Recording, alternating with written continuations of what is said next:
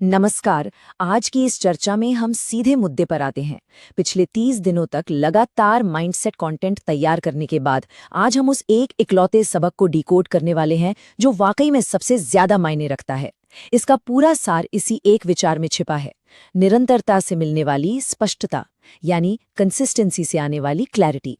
30 ये कोई आम नंबर नहीं है, ये इस पूरे तजुर्बे की नींव है। इस पूरी सोच का आधार एक बहुत ही कड़ा संकल्प था।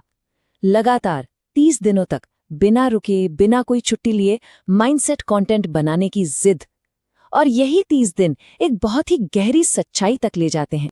Section 1 the illusion of perfection. अक्सर यही लगता है ना कि कामयाबी के लिए एकदम परफेक्ट प्लान, बिल्कुल सही टाइमिंग और एक बेहतरीन मौके की जरूरत होती है। किसी भी बड़े लक्ष्य को शुरू करने से पहले हम सब इसी जाल में फंसते हैं। लेकिन 30 दिनों तक लगातार काम करने के बाद ये सारा भ्रम टूट गया। असलियत तो ये है कि परफेक्शन जैसी कोई चीज होती ही नहीं है। मायने सिर्फ ये रखता है कि हालात चाहे जो हों, बस डटे रहना है। Section 2 the trial in the trenches. सच कहें तो रोज मैदान में डटे रहना हमेशा जोश और उत्साह से भरा काम नहीं था। ऐसे कई दिन आए जब कॉन्फिडेंस बिल्कुल जीरो था, दिमाग में विचारों का बवंडर चल रहा था, भयंकर ओवरथिंकिंग हावी थी। और हाँ, कई बार तो ऐसा महसूस होता था जैसे एक खाली कमरे में बोल रहे हो, जहां कोई देख या सुन ही नहीं रहा है। मानसिक दबाव बहुत ही असली था। लेकिन इतने सारे सेल्फ डाउट्स और बिना किसी बाहरी तारीफ के भी काम नहीं रुका। हर एक दिन वहां मौजूद रहने का, शो अप करने का जो वादा था, उसे पूरी शिद्दत से निभाया गया।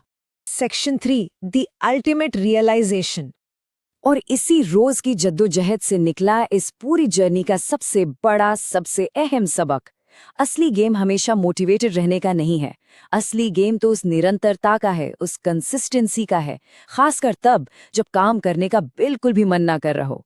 असली परीक्षा प्रेरणा नहीं है, बल्कि बोरियत और थकान के बीच भी डटे रहना है।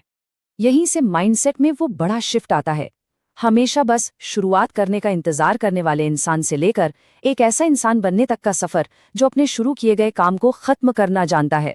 ये सिर्फ एक आदत नहीं, पूरे की पूरी पहचान बदल देने वाली बात है। Section 4 building the reality. एक बात और, ये पूरी जर्नी किसी बहुत बड़े फैंसी या प्रोफेशनल सेटअप के साथ शुरू नहीं हुई है। इसे बिल्कुल जीरो से कदम दर कदम बनाया जा रहा है। पहले बात करने का सही तरीका सीखना, फिर सच्चे और रियल लाइफ एक्सपीरियंसेस को शेयर करना, और धीरे धीरे अपनी खुद की कोई बिल्कुल नई चीज क्रिएट करना। Section 5 a shared phase. हम में से कई लोग कभी कभी इसी दौर में होते हैं, कंफ्यूज्ड, अटके हुए, लेकिन जिंदगी में कुछ बड़ा करने की जबरदस्त भूख के साथ। ऐसे में अगर रास्ता साफ नजर नहीं आ रहा तो कोई बात नहीं, बस ये याद रखना है कि शुरुआत करने के लिए सब कुछ पहले से एकदम क्लियर होना जरूरी नहीं है। तथ्य तो ये है कि हाथ पर हाथ धरे बैठकर क्लैरिटी का इंतजार नहीं किया जा सकता। क्लैरिटी तो शुरुआत करने से ही मिलती है, बस पहला कदम उठाना है। और जैसे जैसे आगे बढ़ते हैं, धुंध अपने आप छटने लगती है और रास्ता साफ हो जाता है। Section 6 welcome two phase 1। ये 30 दिनों का तजुर्बा और ये सारी बातें, ये तो बस एक शुरुआत है। ये महज फेज 1 है।